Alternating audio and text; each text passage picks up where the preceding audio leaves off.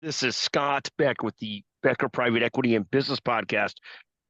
We come to you regularly with short business and private equity episodes, as well as interviews with brilliant leaders in private equity and business.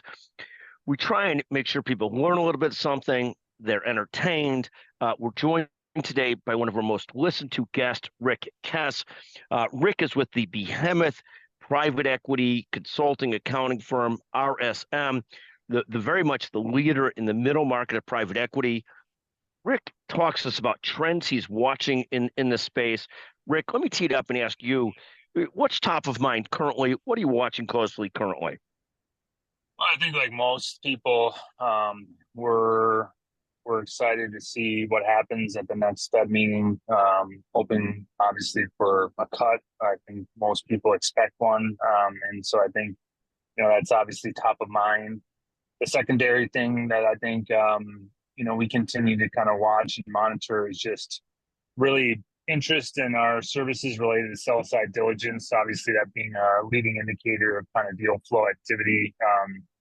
For either end of the spectrum, for buy side or sell side. But when our clients are coming to us, asking for proposals and interest in our sell side services, that's a good indication to us that people are excited about what's going to happen in the near future. I think just kind of anecdotally, we're seeing more interest in sell side services than we have of late. So I'd say the last 2-3 weeks have been fairly promising in that respect for us.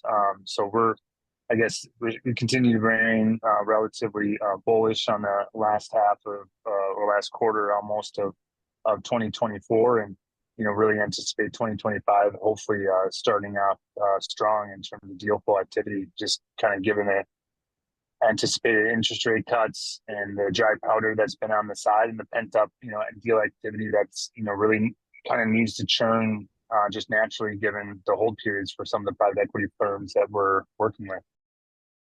No, fascinating. You're watching.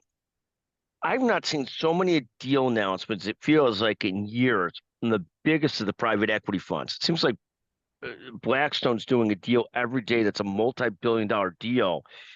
How are you seeing that translate down to the mid-sized funds and so forth?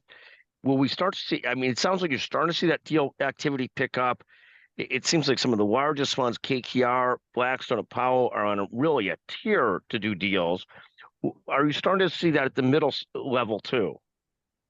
Yeah, I think we're starting to see the beginning innings of that. I mean, I think the larger funds, obviously, from bankability perspective and a impact of their credit worthiness to their interest rates and to those kind of pieces of their deal flow, deal ability making perspective. I think that impacts some of that. So I would say, not surprisingly, the larger funds will be the leading indicator, and then the upper end of the middle market will kind of follow, and then middle market and the lower end middle market will start to trickle in, just given kind of, again, bankability, the ability to influence interest rates beyond just what the Fed funds rates are at and things of that nature. So I do think your point's well taken, and I would agree that it is a good leading indicator alongside of all the other data elements that we continue to monitor.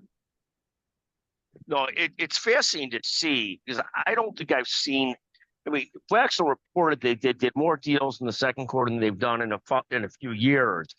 But in just following the headlines daily, it seems like so active.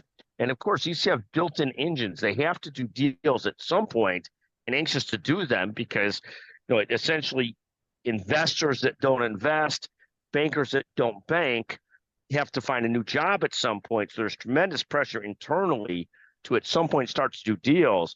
But it does seem like that's happening in spades now. And I do wonder, at what point does that also show up in the middle markets? And it sounds like we're starting to see that.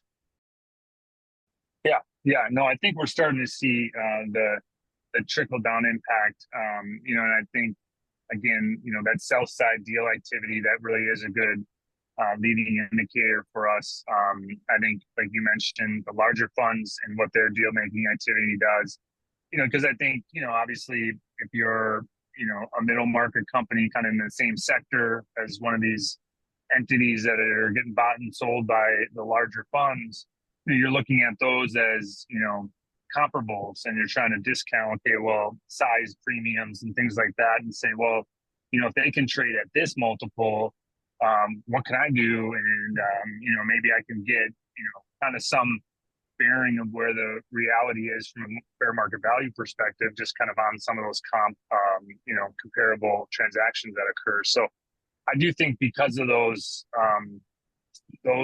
particular transactions, that it does help kind of frame the reference for buyers and sellers and give them some, point of interest of where, they can kind of aim on both sides of the buying and selling equation.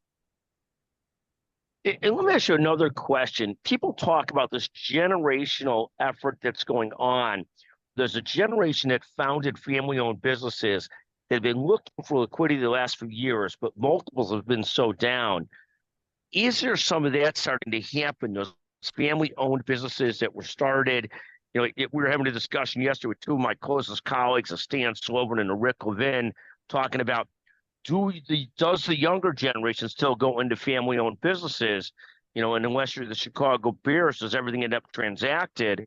What's the status of that? Is there this generational flow of family-owned businesses that will have to do something over the next several years? This has been talked about widely. Do you see some of that or talk about that much at RSM? Oh yeah, definitely, Scott. We invested heavily, as we built a pretty big infrastructure to support private equity. We don't have quite the same infrastructure, but something very similar when it comes to family office. And that's an area where we think it's definitely an area where, depending on how the next generation wants to handle, the investments that their elders had, whether they want to hold them and maybe not manage them or what have you, the family office is really a vehicle for that. And we've built a considerable infrastructure to support that from a services perspective. So yeah, we definitely think, that just from a demographics perspective, a lot of those founder-owned businesses, those family businesses, they were started by people that are baby boomers and they're sort of aging into that retirement phase. And we think that that's clearly an area where, whether it's private equity buying companies from family offices or family offices, doing things just from an investment perspective that are kind of quasi similar to what a private equity group might do.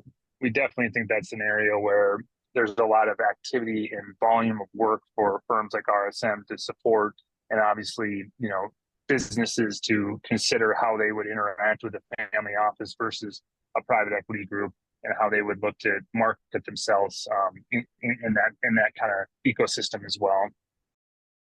It seems like capital is so liquid and fluid today. If you went back a generation or two, families got into the second, third, fourth generation. Will there be less of that going forward because the amount of money being offered to family businesses is so high that it's hard for a family owner to hold on, given the risk of holding on versus the money that's offered to them by private equity funds or family offices? Is there a sense of that generationally? Will people keep on going into second, third, fourth generations of family businesses, or is that part of a bygone era?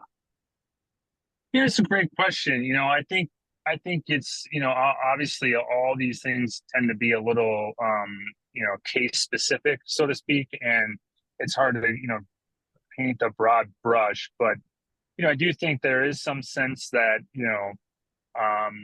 the generations coming up underneath some of these family, owned businesses, start to really consider, like, perhaps the work-life balance of their elders wasn't where they wanted it to be. Perhaps, they have other interests, from a business perspective, whether it be in a different industry, a different sector, or they want to take, the money off the table, so to speak, and kind of redeploy it in areas that, provide, value to them beyond, financial things, like focusing on ESG or other things that, kind of the new wave of investors have started to really push and think about. So I do think you're probably right in some respects that, the new generations coming in have a different mindset as it relates to what success is and how they want to establish that.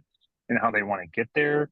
And so I think, because of that, that's having some consequences to, whether or not these family businesses will continue to be, wholly owned by the family and maybe perhaps owned in some other manner, whether it be partial or no ownership at all. And so it'll be interesting to see how those things kind of churn and flip over time. But I do think that's clearly an opportunity for investors to think about how they would, find families that are looking for, an alternative to holding and an opportunity to find ways to work with them and consider, helping them achieve the goals and objectives that they're looking to achieve kind of personally beyond their own business ventures. You had mentioned two terms that weren't part of the lexicon when I was growing up. And I'd love to focus on those two terms for a moment. One of them is work-life balance.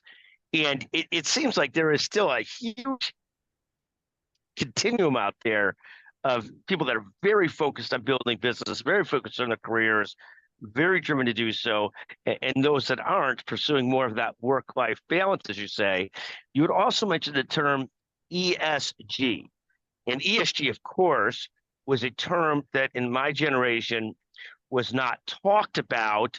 Not that it's right that it wasn't talked about, but environmental, social, governance, et cetera, was just not part of the discussion. Where are we at today on work-life balance and ESG? Famously Larry Fink, and I know I won't ask you to comment on this because it might be a client of RSM's and so forth. Famously, BlackRock's leader, Larry Fink, who was a brilliant person, brilliant leader, built BlackRock, never talked about ESG till ESG became a popular thing to talk about, then went crazy talking about ESG. Now it's decided it's not popular to talk about it and stop talking about ESG. Where do ESG and life balance fit in? Obviously, they're so important. I mean, my handicap still is awful, so I'm obviously not either. I'm not doing good enough job of work-life balance, or my golf game just sucks, which might be a combination of both. But where do work-life balance fall into this going forward? And ESG, which is a term of art today that was not a term, I can assure you, when I entered the workplace. Where do those things fit in today? Yeah, it's really interesting. The ESG thing, I'd say some people, will talk about the focus on it, maybe waning or waxing or whatever you want to say, whether it's going up or going down.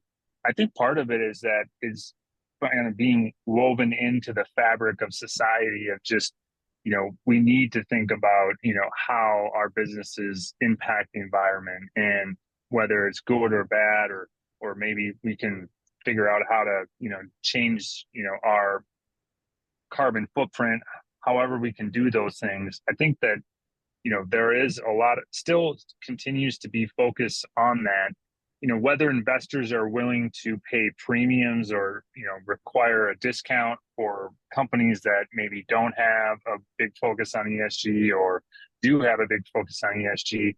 I think that's yet to be, totally figured out. But I do think there is, some level of investors that do really want to focus on that and will be, are willing to consider that in their investment thesis. Not everybody, but there are some. And so I do think it's part of, what goes into making a deal, and for at least some deals. And so I do think that's important. The work-life balance, I think you're right. I think, people have this perspective that it's like everybody of a certain generation wants to work less and they're not willing to work like they used to. And I don't think it's everybody, right? I think there are people in every generation that are willing to work an incredible amount and put in a lot of effort.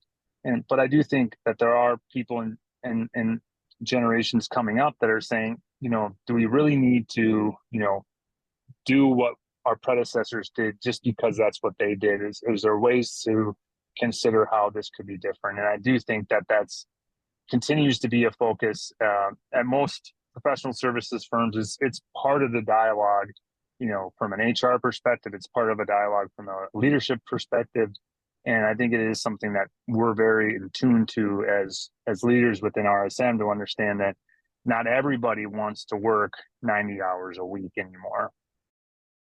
Yeah, 100%. I will take a crack tomorrow at a discussion on our podcast, a solo episode on ESG, DEI, work-life balance in family-owned businesses and the generational shifts, and try not to get, sued or anybody to shoot me. We'll try and take a take on those tomorrow. I'll have Chanel Bunger, our producer, remind us. Rick Kess, brilliant leader at RSM. Always great to visit with you. So even-tempered, so brilliant. Thank you for joining us today on the Becker Private Equity and Business Podcast. Thank you very much. Thank you, Scott.